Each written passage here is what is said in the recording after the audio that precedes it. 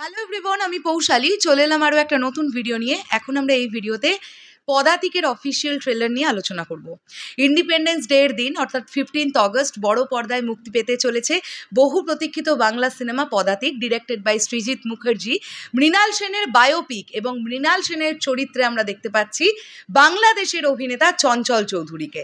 কেমন লাগলো এই ট্রেলারটা সেটা নিয়ে কথা হোক। বন্ধুরা, এক বাক্যে এটা একটা অসাধারণ ট্রেলার। আমার ভীষণ ভালো লেগেছে, ভীষণই ভালো যেভাবে ট্রেলারটাকে প্রেজেন্ট করা হয়েছে, যে ফিলটা আমরা পাচ্ছি ট্রেলারটা দেখতে গিয়ে, একদম মনে হচ্ছে আমরা সেই সময়টাতে ফিরে গেছি।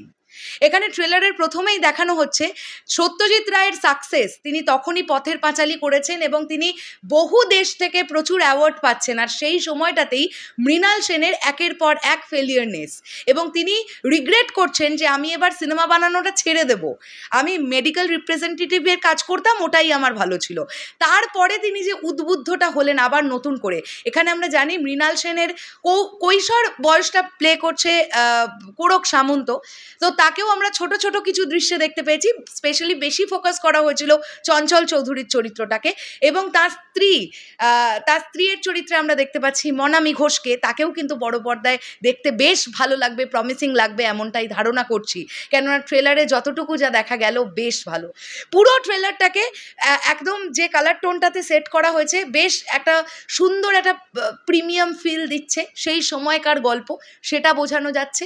এবং স্পেশালি আমি যেটা নিয়ে কথা বলবো সেটা হচ্ছে এই ছবিটার মিউজিক খুব ভালো হবে বলে মনে হচ্ছে। ইন্দ্রদীপ দাশগুপ্তর মিউজিক, এবং বেশ বেশ কয়েকটা আমরা গণনাট্যের গান শুনতে পেলাম, যেমন ও আলোর পথযাত্রী শুনতে পেলাম, আহ্বান শোনো আহ্বান শুনতে পেলাম।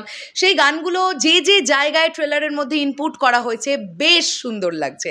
স্পেশালি একটা জায়গা, সৃজিত মুখোপাধ্যায় তো ভীষণ সুন্দর ডিটেলিং করেন। একটা জায়গা দেখবেন এরকম আছে যেখানে বৃদ্ধ মৃণাল সেন তিনি একটা ঘরের দরজা খুলে দালানের দিকে বেরিয়ে আসছেন। সেই জায়গার ছোট্ট ডিটেলিংটা আপনারা চিন্তা করতে পারছেন। যেহেতু তিনি বৃদ্ধ, সেই জন্য টেবিলের ওপরে একটা ভলিনি স্প্রের বোতল রাখা, মানে দেখবেন এই বিষয়গুলো ছোট ছোট ব্যাপার। আচ্ছা, ট্রেলারের মধ্যে ছোট্ট একটি জায়গায় ইন্দিরা গান্ধী এবং জওহরলাল নেহেরুকে দেখতে পাওয়া গেছে, তাদের দুজনকেও কিন্তু বেশ মানিয়েছে। তো এই ছবিটা প্রচুর অ্যাওয়ার্ড অলরেডি পেয়েছে দেশ বিদেশ নানান জায়গা থেকে।